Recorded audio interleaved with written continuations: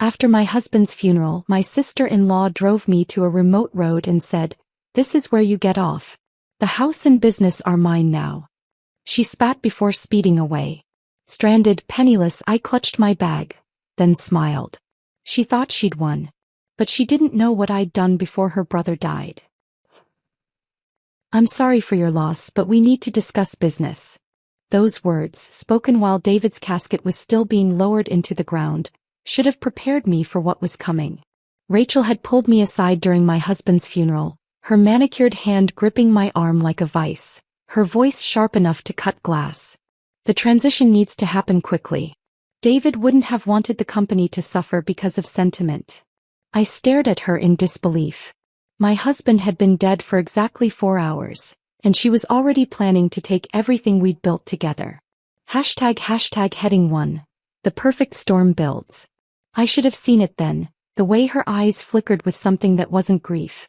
But I was drowning in my own sorrow, barely keeping my head above water as friends and family offered their condolences around David's grave. The October wind cut through my black dress, and all I could think about was how David would have made some joke about Chicago weather to lighten the mood. He always knew how to make me smile even in the darkest moments. But there would be no more smiles from David. No more late-night conversations about expanding our business. No more stolen kisses in our home office when we thought no one was looking. Rachel's grip on my arm tightened, pulling me back to the present. "Maya, are you listening? This is important." I looked at her, then really looked at her for the first time in years. David's sister stood there in a perfectly tailored black suit that probably cost more than most people's monthly salary. Her blonde hair was styled flawlessly despite the wind, her makeup unsmudged by tears. She looked like she was attending a business conference, not burying her brother. "Rachel, please," I whispered, my voice hoarse from crying. "Can we talk about this later? I can't think about business right now." Her smile was razor thin. "Unfortunately, business doesn't wait for grief, Maya. Collins Tech Solutions needs leadership, and David left very specific instructions about what should happen." That was a lie. I knew it was a lie because David and I had updated our wills together just 6 months earlier. We'd sat in our attorney's office, holding hands while we discussed what would happen to our company if something happened to one of us. The business would go to the surviving spouse with provisions for key employees. Rachel wasn't mentioned in any business capacity. But standing there in that cemetery with dirt still falling on my husband's coffin, I didn't have the strength to argue. I nodded weakly and let her lead me away from the grave site, away from the small group of mourners who were beginning to disperse. It hadn't always been like this between Rachel and me. In the beginning, I'd actually hoped we might become close. When David first introduced us 16 years ago, I was eager to be part of his family. I'd grown up as an only child, and the idea of having a sister was appealing. I remember that first meeting so clearly. David had been nervous, adjusting his tie 3 times before we walked into the upscale restaurant where Rachel was waiting. She was already seated at the best table, checking her phone with an air of practiced impatience. "Rach, I'd like you to meet Maya," David had said, his voice warm with love and pride. "The woman I've been telling you about." Rachel had looked up from her phone, and I'd seen her take inventory of everything about me in about 3 seconds. My off-the-rack dress, my modest jewelry, my nervous smile. I'd felt like a specimen under a microscope. "So you're the receptionist," she'd said, not even trying to hide her dismissal. "Actually, I'm David's business partner now," I'd replied, trying to keep my voice steady. Her laugh had been like breaking glass. "How sweet. You're playing office." David had jumped in then, explaining how I'd helped him recover crucial data, how my organizational skills were transforming his chaotic one-man operation into something sustainable. But I could see Rachel tuning out, already deciding I wasn't worth her attention. Over the years, that dismissive attitude had only grown worse. At every family gathering, every holiday dinner, Rachel found ways to remind me that I was an outsider. She'd talk about family memories that predated me, use inside jokes I didn't understand, and consistently refer to the Collins family business, as if I weren't sitting right there. David tried to shield me from it, bless him. He'd change the subject when Rachel got too cutting, or create excuses for us to leave early when the tension became unbearable. But he also made endless excuses for her behavior. "She's just protective of family," he'd say during our drive home from yet another uncomfortable dinner. She'll come around once she gets to know you better. But Rachel never wanted to get to know me better. What she wanted was for me to disappear. The irony was that while she was treating me like an unwelcome guest, David and I were building something extraordinary together. Our tech consulting firm had started in my tiny studio apartment, with David coding on an ancient laptop while I handled client calls from my kitchen table. Those early days were magical in their own way. We'd work 18-hour stretches fueled by coffee and shared dreams, debugging software while sharing stories about our childhoods. David would explain complex programming concepts while I taught him about cash flow management and client psychology. We were perfect complements. His technical brilliance paired with my business instincts. Our first major client was a small medical practice that needed a better patient management system. David built something beautiful and functional, but it was my suggestion to add automated appointment reminders that really sold the contract. That little feature, born from my understanding of human nature, became a signature element in all our subsequent projects. By our second year, we'd moved to a proper office space and hired our first employee. By year 5, we had a full team and clients across 3 states. By year 8, Collins Tech Solutions was valued at $12 million, with a client list that included hospitals, financial firms, and government agencies. Through it all, Rachel watched from the sidelines, cycling through her own failed ventures while criticizing ours. She'd gone through a boutique clothing store, a high-end catering business, an organic skincare line, and most recently, a wellness retreat in Malibu. Each failure was followed by a phone call to David, asking for another loan to get back on her feet. David always said yes. It was one of our few sources of conflict. "She's family, Maya," he'd say whenever I gently suggested that maybe continuous bailouts weren't helping Rachel learn from her mistakes. "She just needs the right opportunity." I bit my tongue, but privately I thought Rachel's real problem wasn't lack of opportunity, it was lack of commitment. She treated businesses like expensive hobbies, moving on to the next shiny idea whenever the current one required actual work. 6 months ago, she'd shown up on our doorstep after her latest failure, looking uncharacteristically humble. The wellness retreat had collapsed amid allegations of financial mismanagement, and she was effectively broke again. David, generous as always, had offered her our guest room and a temporary position at Collins Tech. "Maybe this is what she needs," he'd said to me privately. "A chance to see how a successful business actually operates." I'd had my doubts, but I'd supported his decision. Family was important to David, and I loved him enough to welcome his sister into our home and business, despite our history. Looking back now, standing in that cemetery with Rachel's fingers still digging into my arm, I realized how naive I'd been. Rachel hadn't come home to learn or heal. She'd come home to position herself for exactly this moment. "Maya," she said now, her voice cutting through my memories, "I know this is difficult, but David was very specific about his wishes. He wanted the business to stay in Collins' family hands." I stared at her, seeing clearly for the first time the calculation behind her grief-stricken facade. The pieces were falling into place. Her sudden interest in our business operations, her detailed questions about client contracts and financial procedures, her insistence on accessing David's computer to help with administrative tasks. She hadn't been helping. She'd been preparing. And now, with David barely cold in the ground, she was making her move. The drive home from the cemetery felt endless. Rachel had finally released her grip on my arm, but I could still feel the indentations her fingers had left. She rode in the passenger seat of my car, speaking in hushed, urgent tones about necessary transitions and protecting David's legacy, while I gripped the steering wheel and tried to process what was happening. 3 weeks. It had only been 3 weeks since that terrible Tuesday morning when my entire world collapsed in the span of heartbeats. I'd been upstairs getting dressed for a client presentation when I heard the crash. The sound of shattering ceramic echoed through our house, followed by a heavy thud that made my stomach drop. I'd called David's name as I rushed downstairs, expecting to find broken dishes and maybe a sheepish apology. Instead, I found my husband lying motionless on our kitchen floor, surrounded by the remnants of his favorite coffee mug, the one I'd given him for our 5th wedding anniversary with "World's Best Business Partner," printed in fading blue letters. "David!" I'd screamed, dropping to my knees beside him.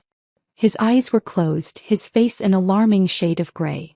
I pressed my ear to his chest, listening desperately for a heartbeat while my hands shook so violently I could barely dial 911. 911, what's your emergency? My husband collapsed. I'd managed to choke out. He's not responsive. Please, you have to help him. The dispatcher's voice had been calm and professional, walking me through CPR while sirens wailed in the distance. I'd pumped David's chest and breathed into his lungs, tasting the lingering flavor of his morning coffee, willing him to come back to me with every compression. The paramedics had arrived in what felt like hours but was probably only minutes. They'd worked over David with efficient urgency, their equipment beeping and humming while I stood pressed against the kitchen wall, watching them fight for his life on our hardwood floor. Ma'am, we need to transport him immediately, the lead paramedic had said. You can follow us to Northwestern Memorial. Those next 6 hours in the hospital waiting room had been the longest of my life. I'd paced the sterile corridors, called our employees to cancel meetings, and stared at my phone hoping for miracle updates that never came. David's colleagues from his old tech job had shown up, along with our neighbors and a few close friends. Everyone spoke in hushed whispers, offering coffee I couldn't drink and comfort I couldn't accept. Dr. Martinez had finally emerged from the cardiac unit at 3:47 p.m. I remember the exact time because I'd been watching the clock obsessively, as if keeping track of minutes could somehow change the outcome. Mrs. Collins, he'd said, his voice gentle but firm. I'm very sorry. Your husband suffered a massive myocardial infarction. We did everything we could, but the damage was too extensive. He's gone.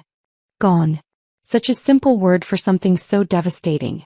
The days that followed were a blur of impossible decisions and suffocating grief. I had to plan a funeral while my brain felt wrapped in cotton.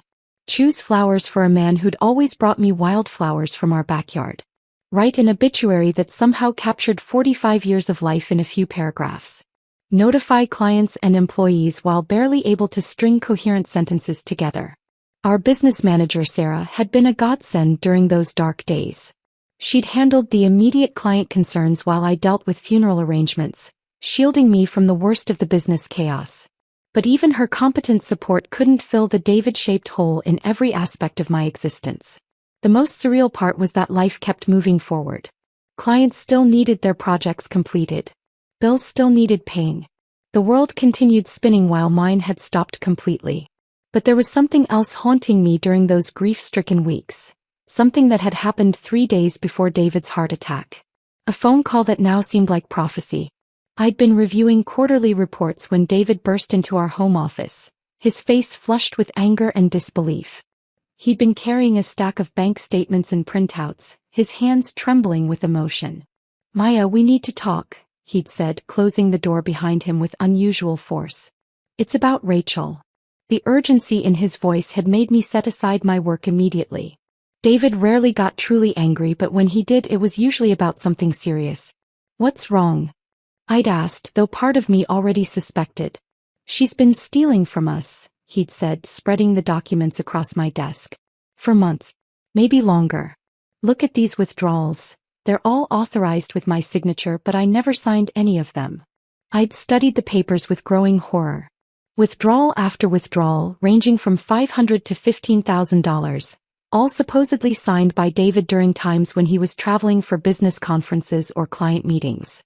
The forged signatures were good, almost perfect replicas of his handwriting, but there were subtle differences that became obvious once you knew what to look for. How much? I'd whispered. So far. Over $800,000, David had said, sinking into his chair. And there might be more. I only discovered this because I was trying to reconcile some discrepancies in our quarterly taxes. We'd spent that entire evening building a case, documenting every fraudulent transaction, cross-referencing them with David's travel schedule, compiling evidence that painted a clear picture of systematic embezzlement. David had been heartbroken, not just about the money but about the betrayal. She's my sister, he'd kept saying as if repetition could make it make sense. How could she do this to us? To family. We'd decided to secure all the evidence before confronting Rachel directly. David had wanted to give her a chance to explain, maybe even make restitution if she was genuinely remorseful. I'd been less optimistic about her potential for remorse, but I'd supported his decision to handle things quietly. We'll talk to her tomorrow, David had said that final night, kissing me goodnight in our home office where we'd spent so many happy hours building our dreams together. Tomorrow never came. The next morning David was gone. In the weeks following his death, I'd found myself returning to those documents obsessively. Partly it was practical. I needed to understand the full scope of Rachel's theft for legal purposes. But mostly it was emotional. Working on the case felt like continuing a conversation with David, honoring his last request to protect what we'd built together. What I discovered was worse than we'd initially realized. Rachel hadn't just been stealing cash. She'd been siphoning money through fake vendor payments, inflated expense reports and phantom consulting fees. The total damage was approaching $1.2 million, nearly 10% of our company's value. She'd gotten bolder after David's death, probably assuming I was too grief-stricken to notice financial irregularities. But grief had actually sharpened my focus in some ways. I had nothing else to think about except the mystery David had left me to solve. Meanwhile, Rachel had been playing the role of grieving sister with Oscar-worthy performance. She'd sobbed dramatically at the funeral, clutching my hand during the eulogy and whispering about how much she'd miss her baby brother. She'd brought me meals I couldn't eat and offered to handle business communications I couldn't face. But I'd started noticing things. The way she'd volunteered to help with tasks that involved accessing our financial systems. Her sudden interest in meeting with our attorney and accountant. The subtle questions about life insurance policies and business succession plans. Now, sitting in my car after that cemetery conversation, I finally understood what I'd been witnessing. Rachel's grief was genuine, but not for David. She was mourning the lost opportunity to steal even more before her brother discovered her crimes. And now she thought she could simply take everything legally, using forged documents and my grief-induced vulnerability to complete the theft she'd started months ago. He was wrong. David might be gone, but the case we'd built together was bulletproof. Rachel had made one crucial miscalculation. She'd underestimated the widow she thought she could easily manipulate. I was about to prove just how wrong she was. The next morning arrived gray and cold, matching the hollow feeling in my chest. I'd barely slept, my mind cycling between memories of David and the growing certainty that Rachel was orchestrating something far worse than simple theft. When I shuffled downstairs in my robe at 7 a.m., I found her already dressed for business in a navy blue suit that probably cost more than most people's rent. She was sitting at our kitchen table with her laptop open, a stack of manila folders arranged beside her coffee cup. The sight was jarring. This woman treating our home like her personal boardroom barely 12 hours after we'd buried David. "Good morning, Maya," she said without looking up from her screen. "I hope you got some rest. We have a lot to discuss today." I poured myself coffee with shaking hands, noticing she'd made the expensive imported blend David always said tasted like pretentious water. Another small violation that somehow felt enormous. "Rachel, I'm not sure I'm ready to." "I understand this is difficult," she interrupted, closing her laptop with a decisive snap. "But delaying won't make it easier. David's clients are already asking questions about continuity of service. We need to establish clear leadership before they start jumping ship." The casual way she said "we" made my stomach turn. As if she'd been running Collins Tech Solutions all along instead of living in our guest room and stealing our money. "Maybe we should wait until Tom Henderson gets back from his daughter's wedding," I suggested, testing whether she'd stick to her lie from yesterday. Rachel's smile didn't waver. "Actually, I spoke with Tom yesterday evening. He's cutting his trip short to handle this transition. Very professional of him, don't you think?" Another lie. I'd called Tom's office again that morning, and his secretary confirmed he wouldn't return until Thursday. But I kept my expression neutral, letting Rachel think I was buying her deception. "Now," she continued, opening the first folder with theatrical precision, "let's review the partnership restructuring that David and I discussed last month." She slid a thick document across the table. The header read Collins Tech Solutions Partnership Amendment, in official-looking typeface. My name appeared throughout the text, but always in subordinate positions: junior partner, administrative coordinator, operations assistant. "I don't understand," I said, though I understood perfectly. "David and I were equal partners. We started this company together." Rachel's expression shifted to something that might have been pity if it weren't so condescending. "Maya, I know David let you feel important, but let's be realistic about your actual contributions. You handled some clerical work, answered phones, did basic bookkeeping. David was the visionary, the technical genius. Without him, what specialized skills do you actually bring to the table? The words hit like physical blows, each one calculated to undermine my confidence. But beneath my grief, something harder was crystallizing. Rachel wasn't just stealing money, she was trying to steal my identity, rewrite the history of everything David and I had accomplished together. These signatures, I said, studying the documents more carefully. When exactly did David sign these? October 15th, Rachel replied smoothly. He was very concerned about the company's future, especially with his health concerns. October 15th. I remembered that date clearly because it was the day of our biggest client presentation of the year. David and I had spent 14 hours straight preparing financial projections and technical specifications for a potential $2 million contract. He'd been completely focused on that presentation, stressed about every detail.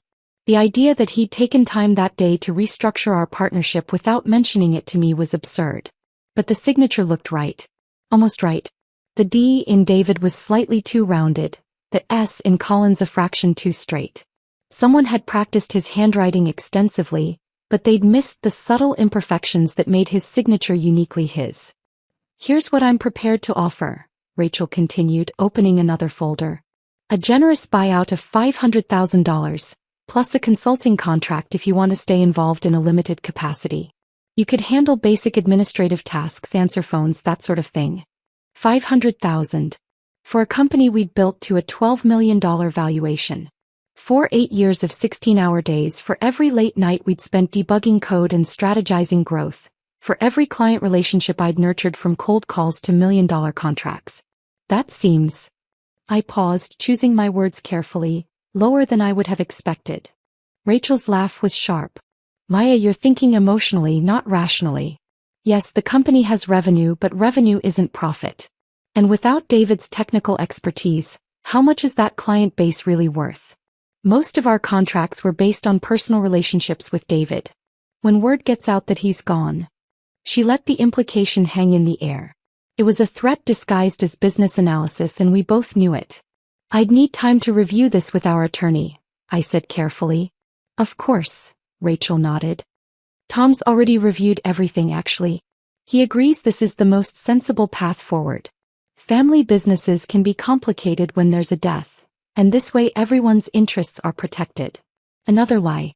Tom Henderson was meticulous about documentation, and he would never review major partnership changes without involving all parties. But Rachel was betting on my grief making me compliant, too overwhelmed to question her version of events. There's something else we need to discuss, she continued, her tone shifting to false sympathy. The house. My blood went cold. What about the house? Well, it's quite large for one person, don't you think? And expensive to maintain. David always worried about you being financially secure if something happened to him. I found some research he'd done on nice condominiums downtown, much more appropriate for a single woman your age. She produced printouts from real estate websites, all featuring sterile-looking apartments that cost a third of what our house was worth. David's supposed research was dated 3 days before his heart attack, during the same period when he'd been consumed with discovering Rachel's theft. David loved this house, I said quietly. We chose it together. Why would he want me to sell it? Maya, sweetie, Rachel's voice took on that patronizing tone that made my skin crawl. David was practical. He knew you'd need liquid assets more than you'd need all this space and responsibility. And frankly, staying here might just make the grieving process harder. Sometimes a fresh start is exactly what someone needs. Every word was poison wrapped in fake concern. She wasn't just planning to steal the business, she wanted the house too. Our home where David and I had shared breakfast every morning for 8 years, where we'd celebrated every business milestone, where his presence still lingered in every room. I'll need to think about all this, I said, standing up from the table. It's a lot to process. Of course it is, Rachel agreed, but I caught the flash of irritation that crossed her face. She'd expected me to sign immediately, too grief-stricken to think clearly. But Maya, we really can't delay too long. The business world moves fast and our competitors are probably already circling. David wouldn't want his life's work to suffer because of sentiment. That word again. Sentiment. As if love and loyalty were weaknesses to be overcome rather than the foundation of everything meaningful in life. I understand, I lied, gathering the documents she'd given me. Let me review everything carefully tonight. As I headed upstairs, I heard Rachel making phone calls in our kitchen, her voice crisp and businesslike. She was talking to someone about finalizing the transition and moving forward with the acquisition timeline. In our bedroom, I sat on the edge of the bed David and I had shared for 8 years and spread Rachel's fraudulent documents across the comforter. Every page was a masterpiece of deception, crafted to look legitimate while systematically stripping away everything I'd worked for. But Rachel had made one crucial mistake. She'd underestimated my memory for details, my understanding of our business timeline, and most importantly, my knowledge of David's habits and handwriting. Every lie she'd told had a specific date, a verifiable fact I could check. And I still had the evidence David and I had compiled together, proof of her months-long embezzlement scheme, documented with the same meticulous attention to detail we'd applied to every aspect of our business. Rachel thought she was manipulating a grieving widow who'd be too overwhelmed to fight back. She had no idea she was dealing with a woman who'd spent 8 years learning how to build bulletproof cases against fraudsters. The war was just beginning and I had weapons she didn't even know existed. 2 days later, Rachel knocked on my bedroom door at 8 in the morning, her voice artificially cheerful through the wood. "Maya? I thought we could handle that paperwork today. Get it all sorted out so you can start moving forward." I'd been expecting this. After our kitchen table confrontation, I'd watched her grow increasingly impatient with my requests for time to think things over. She needed my signature on those fraudulent documents and she was done waiting. "I'm not sure I'm ready," I called back, playing the role of the overwhelmed widow she expected. "Sweetie, I know it's hard, but delaying won't make it easier," she replied. "I've arranged for us to meet with Tom Henderson this morning. He's back from his trip early just for us." Another lie. I'd confirmed that Tom was still in Florida, probably walking his daughter down the aisle at that very moment. But I needed to see where Rachel was going with this deception. "Okay," I said, opening the door. "Let me get dressed." Rachel was standing in the hallway wearing designer jeans and a silk blouse, casual clothes that somehow looked more expensive than most people's formal wear. Her smile was warm and concerned, the perfect mask for whatever she had planned. "Take your time," she said. "I'll make us some coffee for the drive." 20 minutes later, I was sitting in the passenger seat of Rachel's BMW, watching familiar neighborhoods disappear behind us. She'd been chattering nervously about the weather, about how proud David would be that we're handling everything so maturely, about the bright future ahead once all this legal stuff was settled. But we weren't heading downtown toward the financial district where Tom Henderson's office was located. Instead, Rachel was taking rural routes through the outer suburbs, past sprawling farms and industrial complexes. "Is this a shortcut?" I asked, though my gut already knew the answer. "Construction on the main highway," Rachel replied smoothly, not taking her eyes off the road. "This way's actually faster, believe it or not. Sometimes the back roads are better than the obvious routes." The metaphor wasn't lost on me. Rachel had always preferred back roads, indirect approaches, manipulation over confrontation. But something about her energy today felt different. More urgent, more desperate. Her knuckles were white on the steering wheel, and she kept checking the rearview mirror as if she expected to be followed. We drove in silence for another 10 minutes, the landscape growing increasingly isolated. Cornfields stretched endlessly on both sides of the 2-lane road, broken only by occasional farmhouses set back behind long gravel driveways. My phone showed no signal bars. We were genuinely in the middle of nowhere. "Rachel, where exactly are we going?"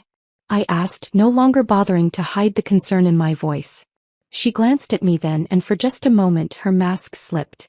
I saw something cold and calculating in her eyes, something that made my blood freeze. "Somewhere we can have a final conversation," she said, her voice dropping the fake sweetness. "Without interruptions. Without you running to lawyers or friends or anyone else who might complicate things." She pulled off the main road onto a gravel shoulder beside an empty field. The car crunched to a stop and suddenly the silence was deafening. No traffic, no houses visible in any direction, just endless rows of harvested corn stubble stretching to the horizon. Rachel turned to face me fully and the transformation was complete. Gone was the grieving sister, the concerned family member, the woman who'd brought me tissues and soup during my darkest days. In her place sat a stranger with dead eyes and a predator's smile. "Here's how this is going to work, Maya," she said, her voice calm and businesslike. "You're going to sign these documents transferring the business to me. You're going to accept my generous buyout offer. And then you're going to disappear quietly from all our lives." "And if I don't?" I asked, though I already knew. Rachel's laugh was like breaking glass. "Look around you, sweetheart. We're 20 miles from the nearest town. Your phone has no signal. Nobody knows where you are except me." She leaned closer, her voice dropping to a whisper. "David's gone, Maya. You're nobody without him. Just some small-town girl who got lucky for a few years. You have no family, no real friends, no one who would miss you if you just vanished." Each word was chosen to wound, to strip away what little confidence I had left. She'd been studying me for months, learning my insecurities, mapping my vulnerabilities. This wasn't just theft, it was psychological warfare. "You're sick," I said quietly. "I'm practical," she corrected. David was weak, always letting sentiment cloud his judgment. He should have gotten rid of you years ago, but he was too soft. Too romantic. Well, romance doesn't pay the bills, does it? She reached across me to the glove compartment, pulling out a small digital recorder. "I've been documenting your increasingly erratic behavior since David's death," she said, pressing play. My own voice filled the car, but the words were wrong, taken out of context and edited to make me sound unstable, paranoid, possibly suicidal. "Amazing what you can do with technology these days," Rachel said, stopping the playback. "If you disappear, everyone will understand why. The grieving widow, overwhelmed by loss, making poor decisions. Very sad, but not entirely surprising." The full scope of her plan was becoming clear. This wasn't just about stealing the business. She was planning to erase me completely, creating a narrative that would explain my absence while positioning herself as the tragic but capable survivor picking up the pieces. My hands were shaking, but not with fear. With rage. This woman had stolen from us, betrayed David's trust, and now she was threatening to destroy me entirely. She'd planned every detail, from the isolated location to the fabricated evidence that would cover her tracks. But she'd made one crucial error. "iPhone," I said. Rachel's smile widened. "What about it?" Before I could answer, she grabbed my purse and pulled out my iPhone, tossing it out her open window. I watched it shatter against the gravel, pieces of glass and metal scattering across the road shoulder. "Oops," she said with mock concern. "Clumsy me. Guess you'll have to walk to find help." She reached across me and opened my door, the October wind rushing in to cut through my light jacket. "This is where you get off, Maya. The house and business are mine now. David's gone and you're nothing without him." I felt her hand on my shoulder, pushing me toward the open door. "You can walk to that gas station about 3 miles back. Catch a ride somewhere. Start over. But if you try to contest anything, if you cause any trouble, I'll make sure you regret it." I stumbled out of the car, my feet hitting the gravel with a crunch that seemed unnaturally loud in the empty landscape. Rachel tossed my purse after me, then leaned out the window with that cruel smile still playing on her lips. "David always said you were tougher than you looked," she said. "Let's see how tough you really are when you have nothing." The car sped away, leaving me standing alone in a cloud of dust and exhaust fumes. I watched the BMW disappear around a bend, taking with it everything I thought I knew about human decency. But as the dust settled and silence returned to the empty road, something unexpected happened. Instead of the despair Rachel had counted on, I felt something else entirely. A strange sense of liberation, even triumph. Because clutched in my purse, protected in a waterproof case, was the encrypted drive containing months of evidence that would destroy Rachel's carefully constructed plans. She thought she'd abandoned a helpless widow on a deserted road. She'd actually just made the biggest mistake of her life. I smiled, shouldered my purse and started walking. The first mile was the hardest. My dress shoes weren't made for gravel roads, and the October wind cut through my jacket like razor blades. But with each step my resolve grew stronger. Rachel had counted on breaking me with that roadside abandonment, leaving me stranded and helpless. Instead, she'd freed me from any remaining loyalty or family obligation. The second mile brought clarity. As I walked past empty cornfields, I mentally catalogued every piece of evidence David and I had compiled, every forged signature Rachel had created, every lie she told. She thought she was so clever, but she'd left a digital trail that would destroy her. By the third mile, I had a complete battle plan. Miller's gas station appeared like a mirage on the horizon. A weathered building with faded signs advertising lottery tickets and cold beer. The elderly man behind the counter looked up from his crossword puzzle as I pushed through the door, his face immediately creasing with concern. "Ma'am, are you all right?" he asked, taking in my disheveled appearance and probably recognizing the look of someone who'd been through something traumatic. "You look like you've been walking a while." "My car broke down," I said, which was technically true. "Could I possibly use your phone? It's an emergency." "Of course, honey." He gestured toward an old landline behind the counter. "Take your time. You want some coffee? You look half frozen." His kindness nearly broke me. After Rachel's cruelty, this stranger's simple human decency felt like a lifeline. I accepted the coffee gratefully and dialed Tom Henderson's personal cell phone number. "Maya." Tom's voice was surprised and concerned. "I just got your message. I'm still in Florida, but I can catch the first flight back if this is urgent." "What's this about Rachel presenting documents I supposedly approved?"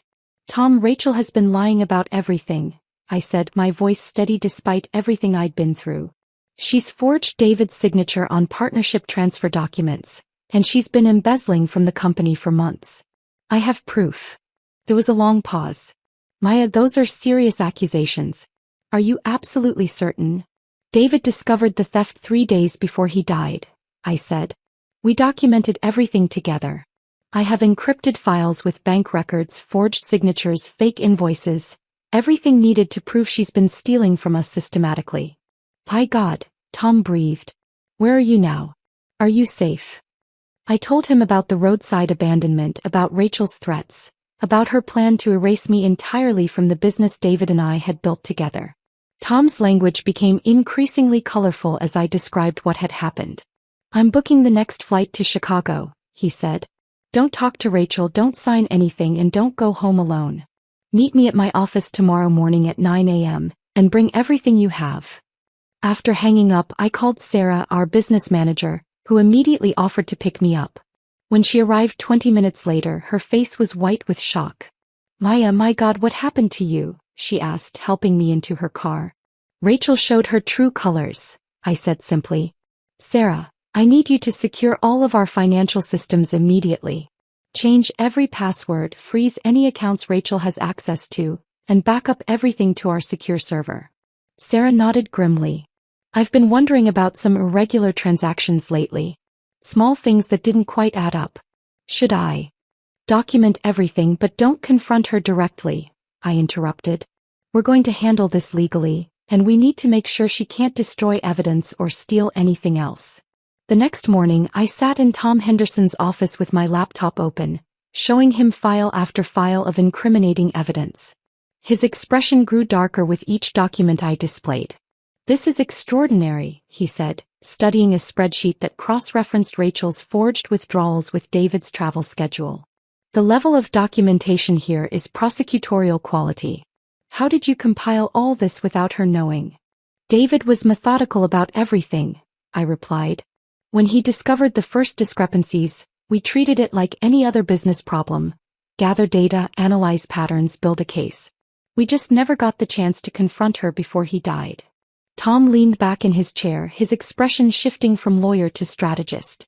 "Maya, this goes far beyond civil fraud. We're talking federal crimes here. Wire fraud, identity theft, conspiracy.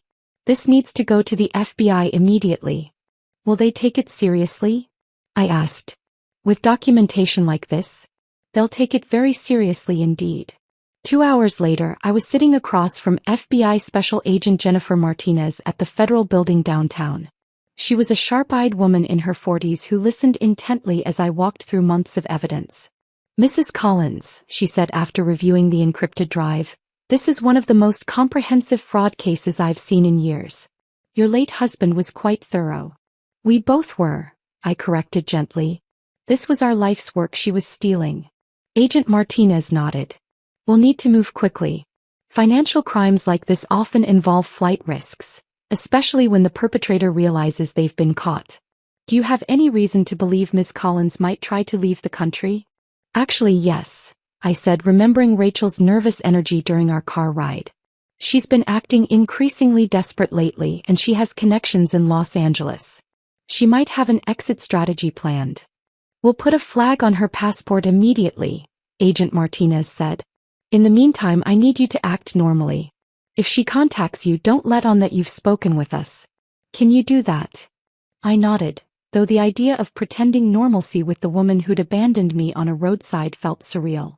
Rachel's first call came that afternoon while I was at the office, working with Sarah to assess the full scope of the financial damage. Her voice was artificially sweet when I answered. Maya, sweetheart, I've been so worried about you, she said. When you didn't come home last night, I thought something terrible might have happened. Where have you been? I stayed with a friend, I lied smoothly.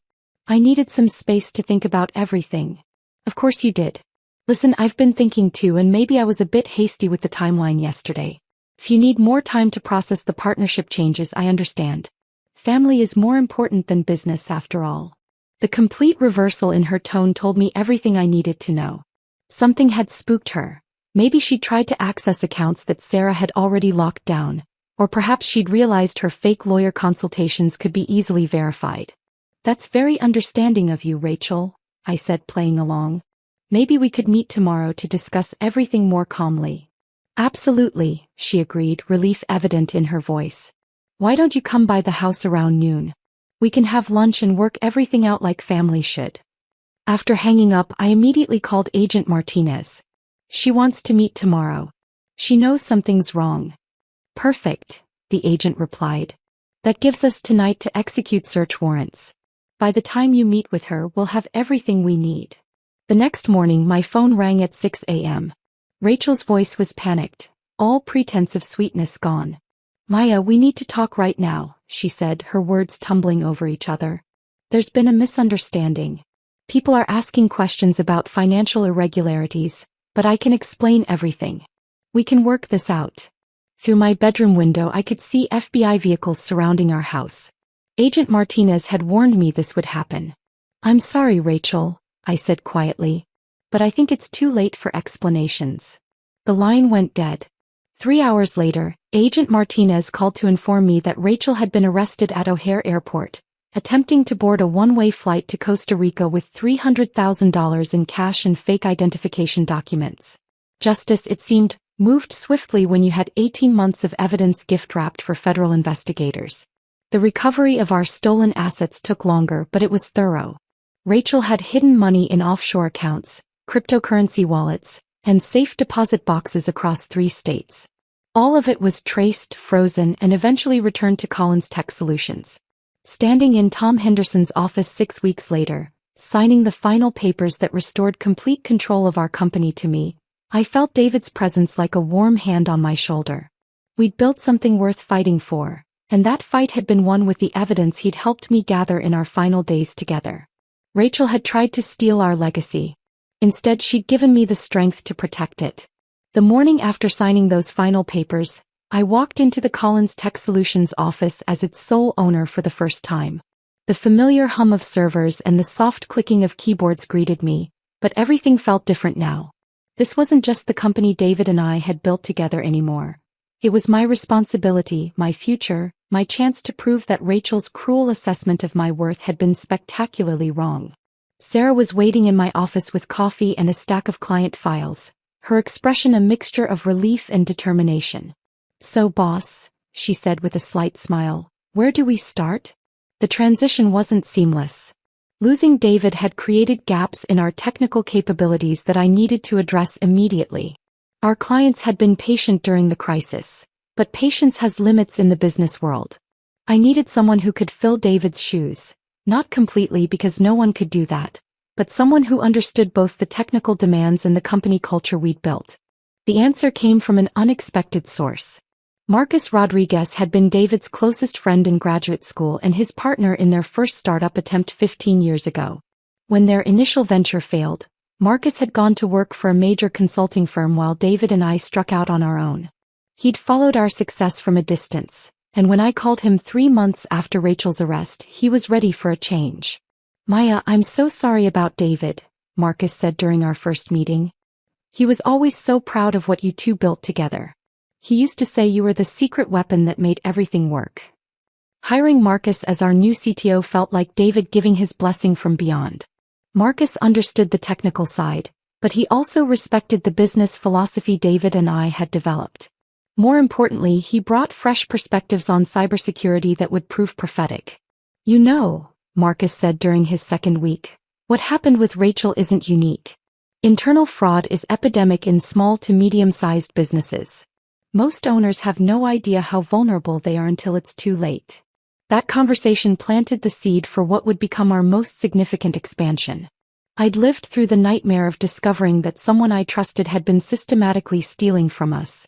I'd experienced the fear, the betrayal, the near destruction of everything David and I had worked for. But I'd also learned how to fight back, how to document evidence, how to work with federal investigators to recover stolen assets. Other business owners needed those skills. Within 6 months, we'd launched Collins Cybersecurity Consulting, a specialized division focused on helping companies protect themselves from internal threats. Our first client was a family-owned manufacturing business whose bookkeeper had embezzled $200,000 over 3 years. The owner, Janet Morrison, was a woman in her 60s who'd built the company with her late husband, and watching her relief as we helped recover her stolen money felt like healing a piece of my own trauma. How did you know? Janet asked after we'd identified the fraudulent transactions. How did you spot the patterns my own accountant missed? Because I lived it, I told her simply. I know what betrayal looks like when it's wrapped in fake sympathy and family loyalty. Word spread quickly in Chicago's business community. Companies began reaching out proactively, wanting security audits before they became victims. We developed software tools that could flag suspicious transactions, training programs that helped owners recognize warning signs, and rapid response protocols for businesses that discovered they'd been compromised. The work was emotionally demanding but deeply fulfilling. Every company we protected, every theft we prevented, felt like a victory over the mindset that had nearly destroyed me. Rachel had seen me as weak, expendable, someone whose contributions could be dismissed and erased.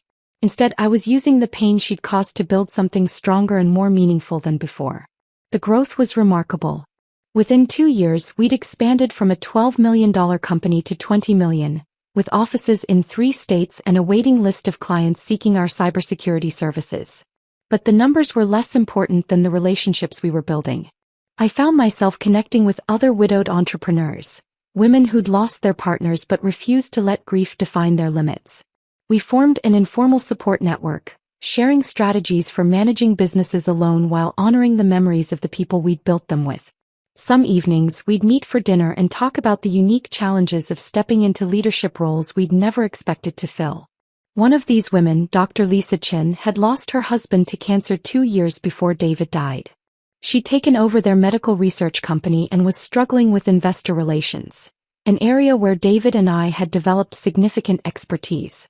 I know the science better than anyone, Lisa said during one of our dinners, but when I walk into those boardrooms, I can see them thinking I'm just the widow trying to keep her husband's company alive. So prove them wrong, I said. Not with words, with results. Let your success be your argument.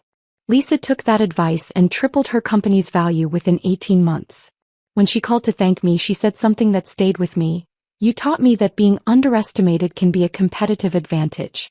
People reveal their true strategies when they think you're not a threat. That conversation inspired me to create the David Collins Memorial Scholarship, focused on supporting underprivileged students in technology fields. David had always believed that talent was equally distributed but opportunity wasn't. The scholarship program became a way to extend that philosophy beyond his lifetime. The first recipient was Maria Santos, a 17-year-old from the South Side whose computer programming skills were extraordinary but whose family couldn't afford college tuition.